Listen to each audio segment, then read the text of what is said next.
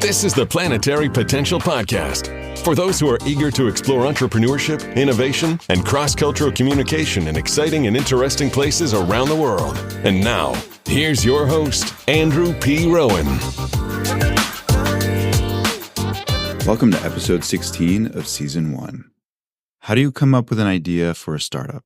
This week, I sit down with Paola Mego, co-founder and CEO of Kimi.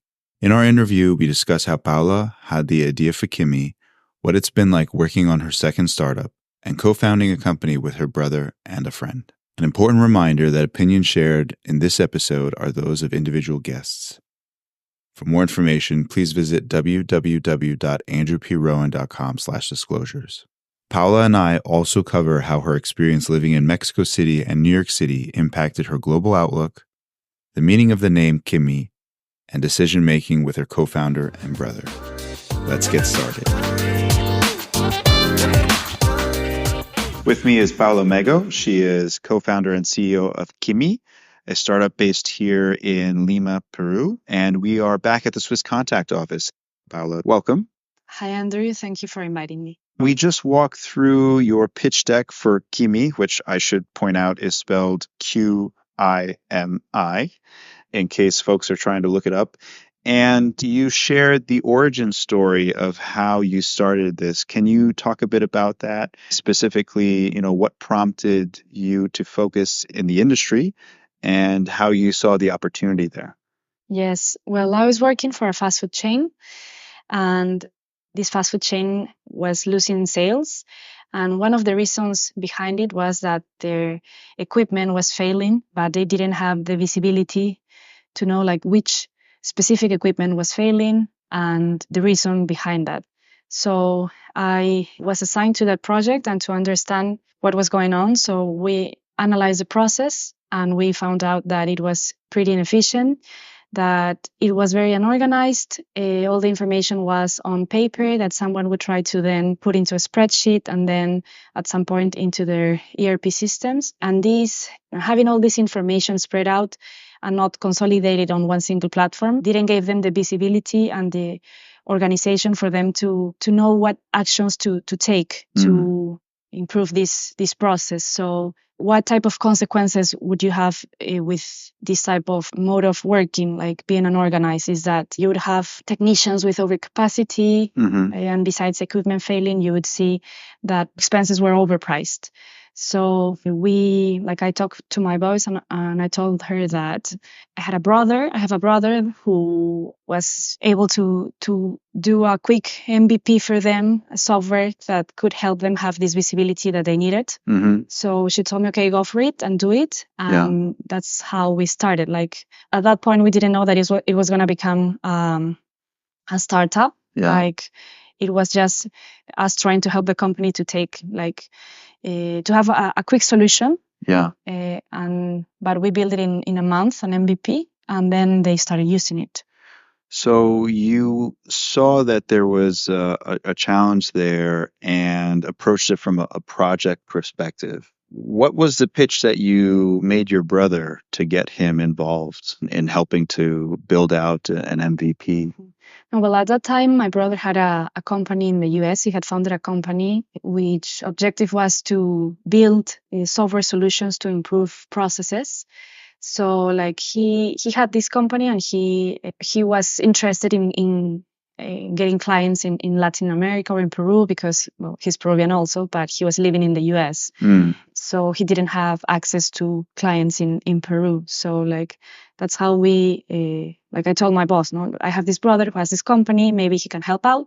And she said, okay, let's do it. So that's how I knew that my brother would be interested and that he could do something very fast. Yeah. Because what the company needed at that time was a quick solution. The company you were working? Yes, I was working for this company and they needed a quick solution. What about your brother's company? For how long had the company been operating and what kind of services was it providing?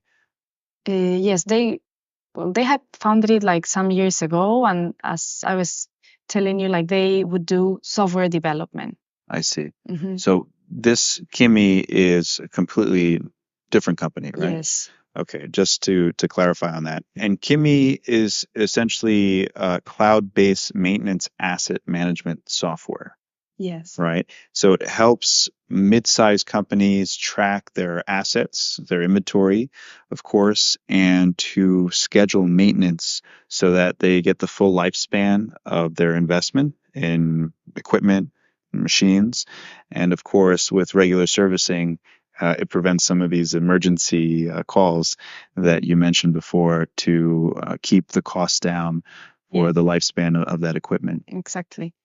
That is kind of an interesting pitch to make to companies in the sense that if they are in need of such a software, it's because they're overlooking their inventory in the first place, right?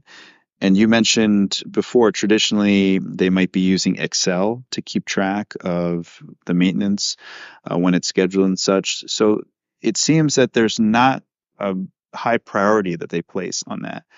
But you're trying to change that, right? Mhm. By introducing Kimi. Can you talk a bit about how you talk to those companies specifically? Yes. Well, there are some big and mid-sized companies that are in this point that they are growing, Mm-hmm. and maybe at some point they were fine with working with an Excel sheet, but working with Excels don't allow you to have like a real control over what is happening with your assets, because like spreadsheets get lost. Lots of people can input data on that spreadsheet, and you don't have any traceability of who has Right. done Who last updated it, who has right? updated it. Yes. So part of this, like there are lots of family-owned businesses or companies that are going through this process of professionalization. Yeah, so they're implementing more formalized processes Yes. for their business operations. Yes. So those are the type of companies that we are looking for. Those Mhm. companies that are working on an Excel, but they do want to get into their first maintenance software Yeah. so that they can get more organized, plan better their maintenance processes. Yeah. Because everyone wants to get savings or reduce their costs, but Sure. without being organized or plan better their maintenance programs, they will not be able to do that. So there's a need to organize yourself better. Yeah, so going back to that MVP after 1 month, what was the reaction from the fast food company after you had demonstrated the product? They have now more visibility of what it was going on, but it was a process where the company started requesting more functionalities. Mhm. So even though the first MVP was 1 month long, then we started adding more and more products or features to the product. But at that point, it wasn't still a startup. It was just a product that we were developing and trying to help them. Yes. At what point did you realize that you were adding enough value to this company whereby you could justify charging them for it? You could actually have a cost associated with this product for this company. Well, it didn't took that much Mhm, time mhm. because yes, they started paying for the product, but like on a monthly basis. Yeah. Mhm. So like for the company, it wasn't that much money, but it covered the development of the product. Yeah. So like yes, it was after 2 months or a month that they started paying. Okay, so then they started paying. But until that point, I wasn't part of the project, right? So Okay, so you basically were like a liaison. Connection, You yes. just introduced them and said, okay, like fast food company, here, talk to my brother, and then the two of you can figure out what's going on. Okay, so then I'm sure your brother or the company gave you updates on what was happening, right? Yes. We're at this point and things are going well. We expect to deploy a new version next week or whatever the case is. So how did it happen then that you joined or you created a company with your brother and the CTO, both of whom were in Los Angeles at the time, right? Yes, And still are. they were in Los Angeles, and they had developed like lots of features Mhm. already for the company. And then like I had always wanted to to build my own company. And they were investigating the market also. They saw that there were softwares that would do the same in the US. Like there were lots of CMMS softwares in the US. And CMMS stands CMMS for, is the computerized maintenance management software, which is a type of which SaaS, is a type of software SaaS, as a service. yeah, software service that helps companies in their maintenance process. So like as they had a look for that or research that market in the US, and they saw that like maybe 20 or 30 years ago, there was the same wave. Like people were using, or companies were using Excels, and then they migrated to this type of software. And we saw that in Latin America or in Peru, like you'd have all the companies working in Excels. Then they were the ones that got the idea, okay, maybe we can scale this, not just for one company, but for more companies. So they started building the product similar to other maintenance softwares that already exist in the market, but they are not available for the Peruvian or the Latin American market. So I see. So in one way, I guess you could look at it as, in this instant, the market is 30 years behind the US. Yes, I would say that. Yes, that it's something that it has already happened in the US, but it hasn't yet happened here. So it's not that we are inventing something that it's completely new, but it's something that it can be replicated in our country. And for some reason, people in the US are not looking to us to offer it. Interesting. So you and your brother became co-founders along with the CTO. I quit my job, and I told my bosses that I wanted to work on this project. What was the reaction from your bosses at the time? They didn't want me to quit. Did they try and convince you to stay? Yes, but like it was a goal, a personal goal that I wanted to pursue and to try. It was a dream I had like for lots of years. So it was a different type of experience. I was not quitting to work on a different company. I was quitting to do a personal project. So that's when Kimi was officially born. So we started to work on analyzing the local market, and then talking to other companies to see if the need was shared on those companies. And then we validated that it was a pain for lots of companies in different industries. And that's when we started. What was the reaction from your other family members that you and your brother were going to start a company together? Well, at the beginning, I think they were scared, because we were both quitting our jobs. Like we didn't have bad paid jobs. Like I have an MBA, so I had a good salary. My brother is based in LA, so he also has like high costs to afford. So like it was risky, but they were understanding that it was something that, like, we have different backgrounds, we complement each other. I wouldn't have chosen my brother if I haven't chosen my brother just because he's my brother. I've chosen him because he has this technical knowledge that I don't have. He's an aerospace engineer. He has a master's in mechanical engineer from the University of Southern California. He's very smart. And I've known him for lots of years. So I know that he's the type of person that is going to add lots of value to the company. And while I was doing my MBA, we had like a first try of building a startup also. You and your brother? My brother, me, and the CTO that I had. Interesting. Can you tell me a bit about that? Because it almost sounds like that was a test run for Kimi. Yes, like while I was on my MBA, a friend and I from the MBA were we both had the same need of like having beauticians come to our house, because we had like very busy schedules, and we wanted to have people come out at our house, but we didn't know who to call at that point. So we saw also what startups existed in the US. We saw some like Uber for beauticians or Uber for those type of startups, and we wanted to try this friend was from Colombia, I was from Peru. So we said, okay, you're going to do it in Colombia, I'm going to do it in Peru, and we're going to build our startup. And we tried that business model, but we then realized that it needed like too much cash, like an Uber, to build a marketplace is too. I mean, the capital requirements were high. Yes, are high. So it didn't work out. Well, this friend went. She didn't. She was also at Duke then. She was at Duke then, but in the end, she decided to move to New York. So like the team didn't work well in this first startup, and we didn't like work with that like for more than 8 months.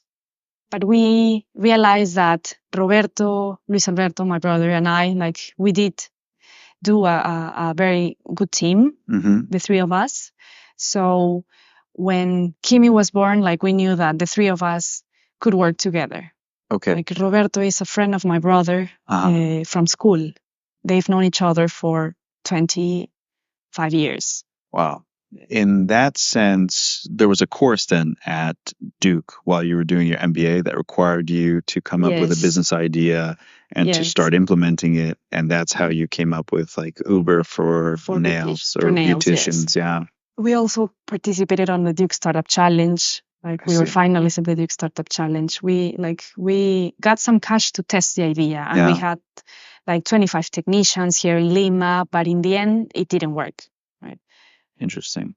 But that helped to solidify the confidence in the team. Yes. The founding team between your brother, Roberto, and you, of course. Okay, interesting. So what is it like having a close family member as a co-founder? It isn't easy because sometimes like you don't know who is the boss. Like in the end, all of the organizations have to have one person that. He's your older brother or younger? He's my younger brother. Younger brother. Okay. Yes. So like as we are both co-founders, we are both shareholders. We have the same equity on the company. When there are disagreements, or when maybe I want to go to take one type of decision and he wants to take a different type of decision, then it can be sometimes difficult, or at the beginning to. How do you work through that? Because as you mentioned, his profile and your profile are very complementary, right? So when it comes to like product development, when it comes to the technical aspects, it sounds like that's where his strengths lie. Whereas for you, it's more operational, more on the business side. Do I understand that correctly? Yes. So then do you divide those domains along those lines, or is it other kinds of decision making where you have differing opinions and you need to figure out what's the best way forward for you as a company, but also maintaining your relationship intact as family? Yes. Well, he's in charge of the product development and I'm in charge of sales, but there are some strategic decisions like which market to attack first, like which industry that we like to take, like the three of us. Yeah. And those are the type of decisions where we could disagree at the beginning, but in the end, like what we have taken as our rule is that it has to be data-driven decision. I see. Like, so I can think of something, he can think of something different, but we are trying to make like numbers talk and see, like we can experiment lots of things, but in the end, like we're gonna follow the path that the numbers show us to follow. Like we're so that's something you both agree on? Yes. Okay. So then it sounds like any disagreements are decided pretty quickly, like whoever produces. But at the beginning, we didn't have that policy, like that at the beginning, like we didn't know how to decide. Yeah. At some point we said, okay, we're both data driven. Like we both feel comfortable deciding with numbers. So like that's how we are going to decide. Interesting that you didn't go the title route, right? Basically saying, you're the CEO, you are setting the strategic vision and the direction, and he should focus on the product. But that didn't happen. Yes, I tried, but then we couldn't. Yes, because I'm the CEO, I'm the boss. But then it's not. I don't think it's a good way to decide because, I'm not the owner of the truth, so I can be wrong sometimes. Sure. That's a great way to put it. I'm not the owner of the truth. And I guess the other way you could have gone about that is bringing in the third co-founder to kind of break the tie, right?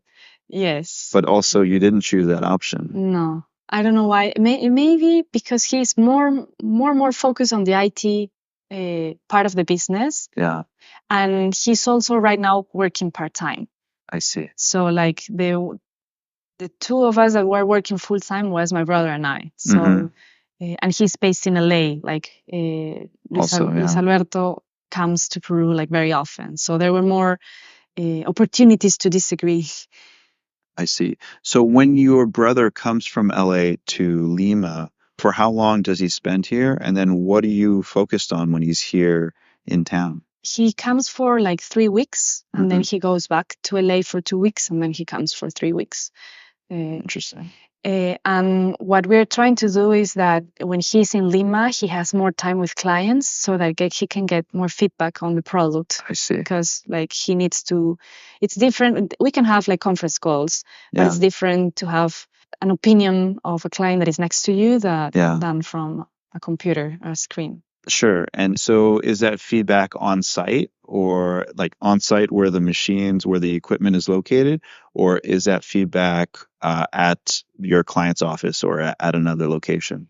It's where the users are. So for instance, frontline employees then? Yes, the technicians also. Like for instance, last time that he came, he met one of our clients, technicians that they own a hotel chain. So he met with them and he saw how they use the product and he got feedback and then he went back to LA to start like changing. Does your brother also deliver the onboarding training for new clients? Sometimes. Sometimes. Okay, so it's you split it then. We're splitting do it some of it because and he we're does some still a small team. So like our goal is for him to do that, the onboarding, and for me to just focus on sales, and then for my third co-founder to work on IT.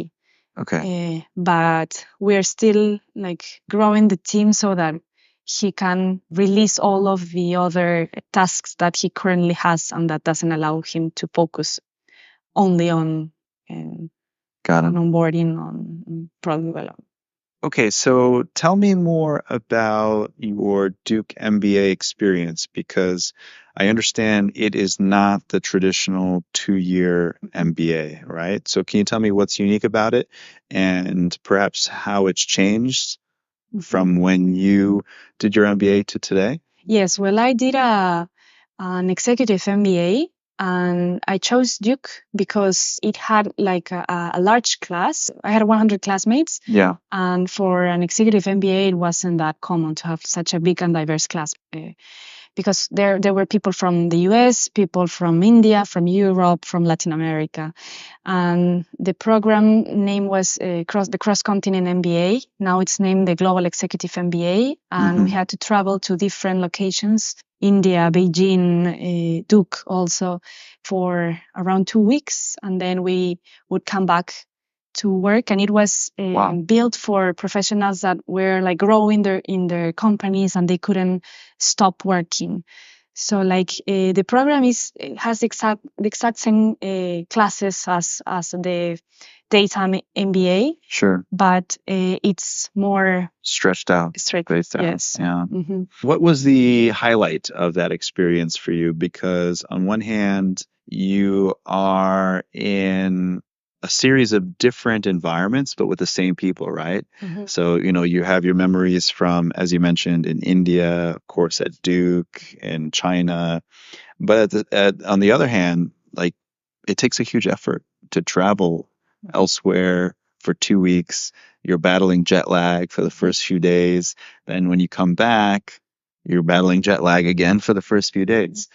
Yes, but for me, it was like one of the most amazing experiences that I have had because, like, as I told you before, I always wanted to be an entrepreneur. I think global, and this particular MBA helped us to learn about different cultures around the world and how to make businesses in different countries and in different type of cultures.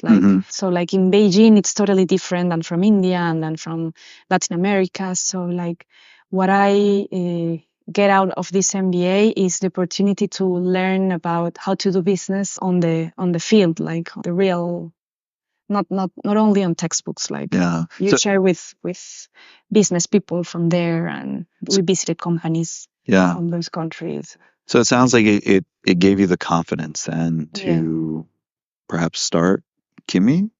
Is that fair to say? Yes, well, I had studied economics on my undergrad, so like having an MBA definitely gave me like more tools to how see the difference or manage the different types of the business, sales or logistics or those type of things. And it also gives you like a better name to present yourself when you are in front of a CEO of a company. I see. It's a good thing to say that you have an MBA from a good university from the US. Sure. Yeah. It's a signal. Yes. I understand that that's not your only international experience, right? You lived in Mexico for 6 months working as part of a team at UBS, correct? Yes. Can you talk a bit about what your function was in that group and then also on the team? Well, yes, after graduating from my undergrad, I joined UBS. UBS is a Swiss wealth manager and investment bank.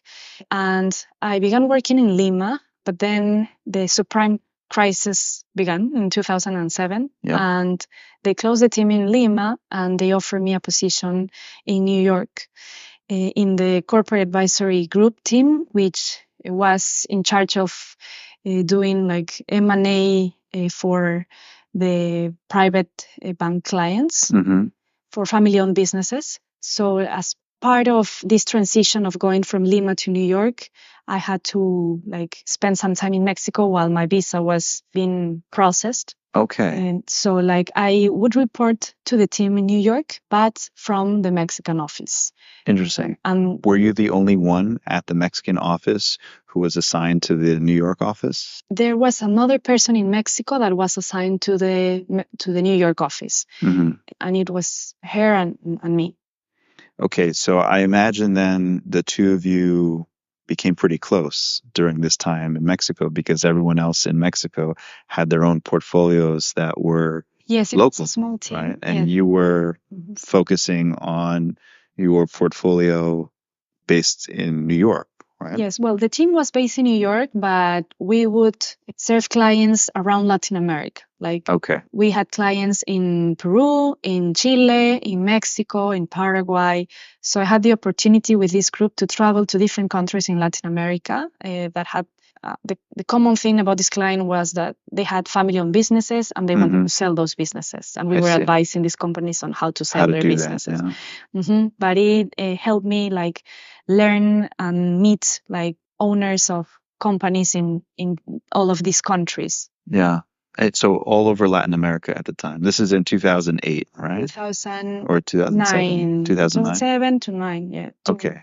Yes. So you were in effect moving farther away, but still focused on Latin America. And Mexico was kind of like a transit, like a pit stop almost, right? Yes, because in the end it was like the biggest market. Like Mexico and Brazil are the two biggest markets in Latin America. But as I speak Spanish, then they would give me like deals in the Spanish part of Latin America. Were there any words in Spanish that didn't translate across countries? So when you're using financial terms, the language is very specialized sometimes. Were there any instances where you were talking about a financial product or a financial service, but your counterpart in another country didn't understand what you were saying, or you had to rephrase it somehow? I actually don't remember that specifically for business terms. There were some terms in like the daily life terms that they were pretty different from Mexico and Peru, even though we share the same language. Do you remember those words? Yes. For instance, malograr in Peru is that when something gets broken, we say se malogró. But in Mexico, that word doesn't exist. They say se arruinó or things like that. Like they don't use the same terms. Se dañó. Or there were words that had different meanings. Like el taco in Mexico is something that you eat. Taco here is the hill. So like there were words that. That's tacones, no? Here we say. You say taco tacos, as well? Los tacos. Oh, tacos. So there's heels or food, basically. Yes, those type of things that are from a daily conversation. So it's kind of like things between American English and British English, right? Same language, but different words for certain things like torch and flashlight, like chips and crisps, or actually, chips and crisps and fries. Interesting. So then you moved to New York, correct? Yes. Then I got my H-1B visa and I moved to New York. And what was that like, living in New York? It was very different than Mexico. Like in Mexico, I felt very comfortable at the beginning. It was like living in a bigger Lima. The cultures were very similar, like very like family culture, like family oriented, Yes, family oriented, yes. Yeah. In New York, it was pretty different. It was like more like individual. Yes. Or I think of myself and I have like lots of things to do and I'm in a hurry and like. So less community focused. Less community focused. So yes. more about the individual and the self needs, right? Yes. And the interesting thing is the diversity, right? Like in my team in New York, I make friends with a guy that was from India, a guy that was from Brazil. There were Mexicans. Yeah. So like it was a very diverse team, but it was different. Like my roommate was from Greece, and we didn't share the same like values or not the values, culture, but traditions, rituals. Yes, traditions. But that also, I mean, it sounds like it was a growing experience as well, right? Yes. Even though you were more in a comfort zone in Mexico City, the experiences in New York, as you mentioned, were more diverse and exposed you to more culture. Do you think that, I'm assuming that you did your MBA after that time, right? Yes, I came back to Peru. Yeah. I worked for a private equity here. I then worked for some of the portfolio companies of this private equity, and after that, while I was working for one of these portfolio companies, I did this executive MBA. Do you think that your time in New York and that exposure to different walks of life and different cultures in New York helped to drive you towards seeking an MBA program that had a global focus? Yes, like I don't know. I don't know if it's actually working in New York, but I always had that love for learning about different cultures and different countries, and I like to learn different languages also. So, are you learning a language now? Not currently. When I was a child, I learned English, French, and I learned some Portuguese also. So, like I've always liked to learn about like how other people think, how other people express themselves. So, but I did learn in New York that there were all of these opportunities and this very good education that you wouldn't find here in Peru. Like, and it gives you another mindset or yes, like you see lots of businesses or lots of opportunities that are or some business ideas that are already working there, and you see that you don't have them in your country, and you say like this can work here. And so my mind would always like be dreaming of all the things that we could do similar to the US here. And vice versa too, right? Like things that are missing in the US that you have here in Peru, or perhaps that you saw in Mexico as well. Yes. Can you share what is the most important thing that you learned about your time in Mexico or your time in New York? Or put another way, like what do you think was the most valuable impact for that change in mindset while you were in either place? Like, is there anything that surprised you about living in Mexico, where you thought one thing and then you spent some time there and you realized that it was actually something else? Or similarly for New York, after you spent some time in New York, is there anything that surprised you about living in the US? About the US is like how fast things can happen, or I The don't know. speed. Speed, yes. That, Because well, things take some time as well in Mexico, as it's still part of Latin America. But you're saying in New York, it operates at a different level in terms of speed. yes. Yes, yes. I don't know if that resonates with you, but like things would move much, much quicker in the US at some point. I see. So then once you came back here to Peru, did you find yourself frustrated because you had become adjusted to the speed, the norm in US, and then you come back here and it's a different speed? When I looked for where to work here in Peru, that was one of the things that I looked for in the job that I was applying to. Like, I get to work for a group, for an economic group that was very hands-on, Mm-hmm. that was very like horizontal. I don't know if that Flat. yeah. Not much hierarchy. Not much hierarchy, and that you could your voice can be listened. You could and you actively contribute. Exactly. Yes. So like that's why I think it didn't affected me that much, but it was something that I looked for like when I moved back. What about friends in New York or in Mexico? Are you still in touch with any of your friends from that time? Yes, I've recently talked to a friend that used to work with me, and he's in Brazil, and he's also an entrepreneur in Brazil. Like, it was funny that we both met one potential investor that we have in common. Mm-hmm. And so, like, we have kept in touch. Yeah, Yes. that's nice. Going back to the investor theme, your focus was primarily on helping high net worth individuals exit from their companies, right? Their family companies. And can you talk a bit about how that exposure to that network specifically helped you or is helping you today as you formulate your plans for the future with Kimi? Yes, well, I think that it helped us if when we think that we are ready to grow to another country. Like, one advantage that I see that I can have now is that I will be able to get in touch with these people that I met at some point. Yeah. And they are like the first doors that could probably get open in a different countries. Not that I'm getting to a country that I don't know at all, or I don't know anyone. Yeah.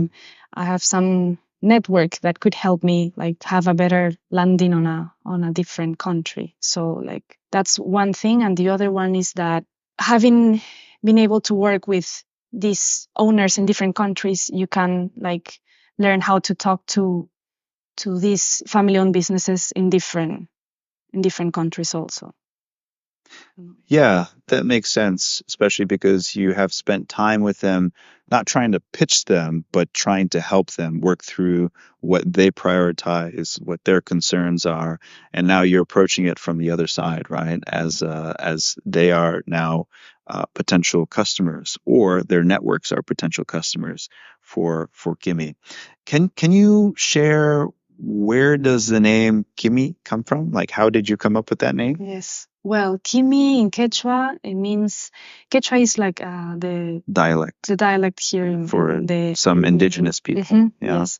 And Kimi means support. Support. Yes. So we wanted to be like the support for maintenance teams. And then in English, it also like we found out that this could be like quality information for maintenance intelligence.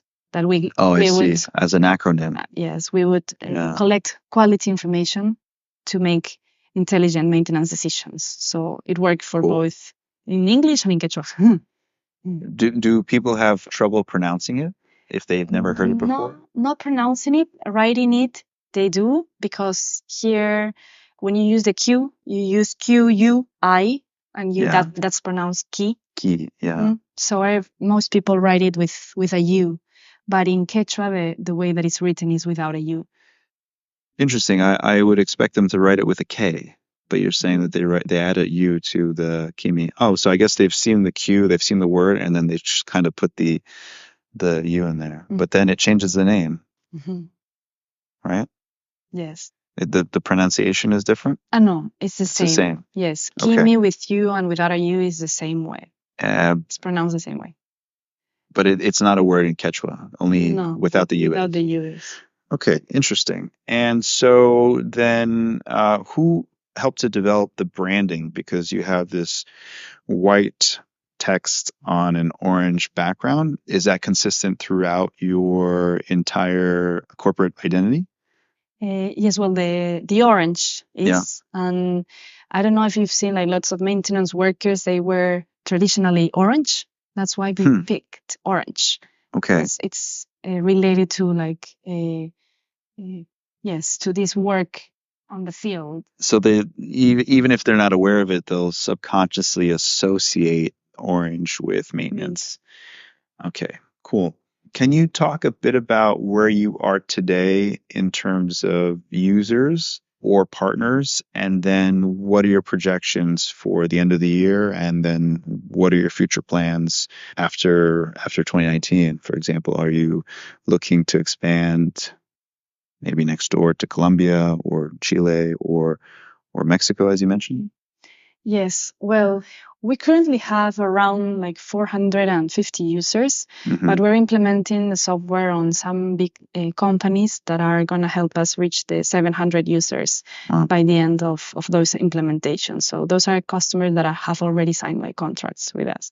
That's great. Are these Peruvian companies, or are they foreign or multinational? Yes, they are Peruvian companies. Some of them have like their sister companies in Chile.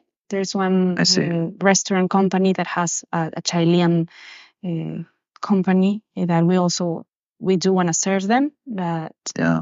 So like by the end of the year, we want to triple the size of the users, but it's a process, right? So we're working through those numbers. We are not planning to go to another market yet. We want to first attack the local market that we think has like lots of opportunities, and then after that, everyone has told us that you should go to Mexico. It's a bigger market, but it's not something that we have decided yet.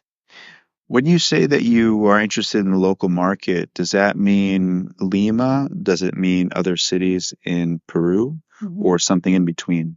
Yes, well, they're like the biggest cities in Peru are Lima, Arequipa, Trujillo. Like most of the companies, as well. Piura probably, yes, but most of the companies are based in Lima. There are some factories in Arequipa, but I think the biggest market would be here in Lima. Yeah, I mean, there's a very big difference between Lima, with around 10 million people here, and places like Piura, which has just under 500,000.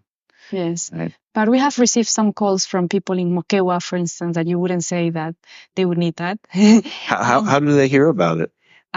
We did some AdWords campaigns. I see. Okay. And this was a company that would provide maintenance services to city halls.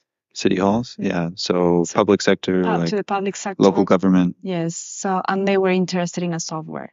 Okay. But so it's something that we didn't expect it to happen. Yeah. But would this software be useful for, let's say, like mass production farms? If they have equipment, big equipment that they want to monitor, yes, it can be. We have talked with companies in the agriculture sector, in different sectors, and it works across sectors. Okay, so it's sector agnostic in that sense, right? Yes, all the functionalities are not the same. You might require like more development in the manufacturing sector. It's more hard, and you need like more software development to attack those industries. But it does, like, maintenance in the end is the same process. See. Okay, interesting. So then pretty much it sounds like your focus is going to be Peru for the foreseeable future, until the right time to enter another market like Mexico. And it sounds like you have the network that's already built into not only Mexico, but other countries in Latin America to expand, at least in terms of your customer base, right? Yes. Can you share a bit about growth Like, how are you funding growth? Are you going to be fundraising? Are you focused purely on self-funding or sales funding? Yes, like right now we have been financing the startup by ourselves. Mm-hmm. It's our own money, but we do want to raise some like seed money when we think we have achieved like the right metric of sales and growth. Okay. So like we are working on that before knocking doors and trying to look for investors. Like the good thing that I think we have is that we have also the network in private equity or in venture capital, like as I've been working for finance for lots of years. But we are waiting for the right time. Like we don't want to be in a hurry of like selling the company for too low just for money. Yeah, and the network not just here in Peru, but across Latin America, it sounds. Okay, so as our time draws to a close, I always like to give an opportunity to the interviewee to share something, it can be about any subject, that I haven't asked you about, right? So, for example, if you want to share something about yourself, about Kimi, about Lima, about Peru, Latin America, or even your experiences globally, this is a time to do that. Or if you want to share, for example, what's the best advice that you've ever received, that's also an option because it's an open-ended question. Mm-hmm. Well, yes. In my case, I think that what I would like to say is that if you have a passion or if you have a dream, it's hard at the beginning to take that leap of faith of jumping and trying to work on that. But I would advise anyone that has this dream of becoming an entrepreneur to just try it and give it a try, because if not, like you can like regret a lot. Like we are having like an amazing learning experience with Kimi. We have learned a lot in very few months. So I think that we would have regret a lot if we hadn't even tried. Like so, there's a lot of people that I know here that they ask me like I want to do this and I want to do that, but I don't have like the strength or to take that leap of faith. But I would say just do it and go for whatever your dreams are. Yeah, it's. I mean, there's a framework called regret minimization. Yes. In how you make decisions. Basically, are you going to regret it more now trying or in the future having not tried? And of course, with only one life that you have, it makes sense to have a go at it, right? And worst case, you get some experience out of it, right? Mm-hmm. And the upside is limitless, right? Super. So on that note, Paola, thanks very much for, of course, your time, but also for explaining a bit about Kimi and the opportunity that you saw at your previous job and also seized with your brother and the third co-founder. Really organic process, how it began, especially because it began with your current employer and then now as a client, right? Mm-hmm. Yes. That's great. I'll be certainly looking forward to seeing the expansion, not only here in Peru, but in Mexico and in Latin America, and perhaps even the US, right? That'll be interesting Hopefully, to see. Yes. So thanks again, and until next time, take care. Thank you very much. Paola offered some great advice at the end of our interview. Go back and re-listen to it if you've already forgotten. Thank you for sharing your experience with Kimi thus far, Paola. I hope you'll join me next week when we sit down with the co-founder and CEO of a startup that has an amazing university to launch story. Thanks for listening.